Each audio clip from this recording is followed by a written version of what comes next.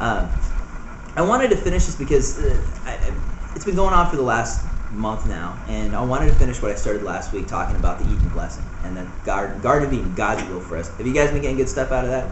Okay. I know last week I got into a lot of really deep things and really explaining some things. What I want to talk about today is just the practical application of it. How do you get this into your life? How do you live in the Eden blessing in your life? How, and like I said last week, and I'm going to repeat it, and it's worth saying again, God's will for us, all of us, God's will from the very beginning was the Garden of Eden. And that's something that you always have to keep in your mind. And it's sad, and I was thinking about this week about how it's not something that's so, most Christians, I bet you if you ask, hey, what's God's will for your life? And they say this or that, or that, whatever. But really, ultimately, God's will for humanity from the very beginning was the Garden of Eden. So whenever you go through something, whenever you go through a struggle, and this is something that's always kind of stuck in my mind, there was no sickness in the Garden of Eden. So sickness does not belong in my life. There was no lack in the Garden of Eden. Lack does not belong in my life. They didn't wear clothes in the Garden of Eden. So, no, I'm joking. I was going to see how far you guys are going to let go with that. I'm just joking. I'll preach it, brother. Come on. No, but the thing is, it's always kind of helped me because, when I went through different struggles and stuff, I always kind of thought, well, if that was God's will, His perfect will, God, I always kind of saw it this way. God has a will for our life. He has a will. He has something that He wants us to do. And I'm going to tell you this right now, if you understand religious terminology, I am not Calvinist at all. I'm about as far from Calvinist as you can be. I don't believe that people are just, God chooses some guy and that's the guy who's saved and everybody else is just going to hell type of thing. I don't believe that. I believe that we have the freedom of choice. We have divine choice. We have the capability to choose our destiny. And I believe that God has a will for us. And basically, if we listen to God, that's where we're going to go. If we don't, we're going to fall short of certain things. God's will might be for us to, to be at a certain place or a certain area or a certain time or whatever with, a certain situation, and we can fall short of that because we're not obeying Him. That's where sin. It's interesting that the word sin, one of the definitions of it is to miss the mark. It's not, in our mind, we've always looked at sin as, doing something evil. Well, yeah, it's evil. Why? Because it's missing the mark. I've been reading through the Pentateuch, the first 5 books of the Bible. I went through, and especially the law part. I wanted to read through that again because there's a lot of interesting stuff there. But one of the things, it's funny that when you read through it, one of the things I think I've never really saw before, and I noticed this time, of how many times God said that He gave these commandments to them for their good. For their good. He says it over and over and over again. And it's funny because some of these commandments, actually, some of the things He told them to do, which, with certain dietary practices and eating stuff, a lot of that was like ahead of its time because, they're living in a time when you didn't have the cleanliness you have today. So you see all these things that were going on that God was saying, but it's for your good. So if they didn't sin, if they did what God told them to do, and they didn't miss the mark, they were going to live a good life. That was what God was saying, And I looked at it that way too, is that God has a will for us. Like in the very beginning, it was the Garden of Eden. God's will was not for people to fail.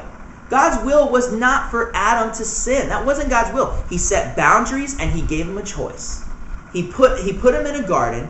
And this is the amazing thing about Eden. The Eden blessing, and you got to follow me here because I want to get into the application in our life. But God made the garden good. He planted the garden Himself.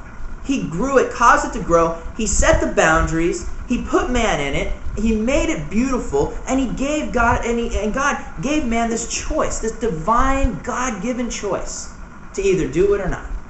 Now, if man chose to do what he was supposed to do, and what did God tell him to do? To protect it and to grow it.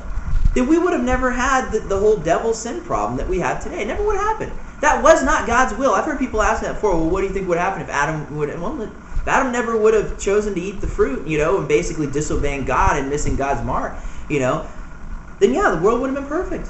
Yeah, that's God's will. That is God's will. And the amazing thing about it is one day that will happen. The world will be perfect again. There will be a new heaven and a new earth, and it will be perfect. And that's because God will get His will about, no matter how He's going to get it. He's going to make it happen. So for us, God gives us His perfect will. The Garden of Eden, that was His perfect will. He says, this is what I want for you. This is what I have for man. Now, because we've chosen to do it our own way or sin, we miss the mark. And it still goes on in our life. It's still the same thing. God made this blessing. And when Jesus died on the cross and rose from the dead, he made it available to everyone. Why? Because now when we mess up, our sin doesn't keep us from it. We can ask for forgiveness and repent of that, and it's washed clean. You guys understand what I'm saying? Our sin no longer can keep us from this Eden blessing if we will bring it to God, repent, and ask him for his forgiveness, because now we can still be that perfect person. This is what I want you to understand here. God's will for us is to be that perfect person. Now you say, well, there's no way I could ever be perfect. Exactly. That's why Jesus is perfect. There's no way I could ever live a perfect life. No, but the amazing thing, and I'm going to go, this is a little deeper here, but I want to go into this because this is something I've been thinking about this week. I heard a guy say this once. I think it was Al Gladski was preaching once, and I heard him say this, and it kind of bothered me for a while, and I started thinking about it. God's will is for you to not sin. You know that? And you go, wow, that's amazing. I'll be the first to tell you, every man, we screw up, we sin, we fail. That has nothing to do with our salvation. I'm going to tell you right now, your sin will not make you lose your salvation. It's your choice to walk away from God. That's the only thing that'll make you lose your salvation. And that's the divine choice that you have, to be a Christian or not, to go to heaven or go to hell, to choose life or death. You have that divine choice. Now, you can choose to walk away. Your sin won't take it away. But I'm going to tell you this, God's will is for you to be perfect. This is the amazing thing. You don't have to sin when you're a Christian. You don't. We do? Yeah, I'll admit that. Yeah, I do. Everybody does. We all screw up. We all sin. But see, the thing is as you begin to walk with Jesus, as you begin to walk in this Eden blessing, like I was saying, when God would say, don't go out and covet your neighbor's wife. Why? Because I'm going to give you a better one. Don't go out and covet your neighbor's stuff. Why? Because I'm going to give you something better. Sin no longer even becomes something that you're reaching for because what God has given you is better. I want you to understand this. This is important. Why? Because what's inside of you has changed. Your desires have changed. The person you are has changed. You no longer, I mean, honestly, when I became a Christian, I used to do that. I used to, do some things I shouldn't. I've smoked cigarettes before. I've done drugs before, but I didn't want to do them anymore. For some reason, I did not want to do them anymore. Why? Because there was something better. I didn't need to fill my life with those things, I didn't feel that I had to drink until I felt drunk anymore because I didn't have that in my life. I didn't have something that was missing in my life that I didn't feel. I had something better. And see, that's what God does from the inside. That's the Eden blessing. As we spend time with God, as we seek after God and his will, inside of us we start to become different. One of the things, and I've said this before to people, I said, I can sit here and I can give you the facts. I can tell you, that Jesus rose from the dead. I can show you the historical proof. I can tell you what happened in my life. But the bottom line of it is that I know that the person I am now is nothing like the person I was before I was a Christian. And I can tell you that the person I was 5 minutes before I gave my life to Jesus and the person I was a day later was a different person. There was something different inside of me. I cared about something. I wanted to make God happy. And I didn't before. I didn't care. I can care less. I didn't really even believe it. I kind of thought it was just some religious thing you did. But after I became a Christian, something happened inside of me that made me different. I can't... What explanation can I give? It wasn't some people, it's just the way you're raised. No, I was, a day before that. What's the difference? Something changed inside of me. That's what God does to us. He changes us on the inside.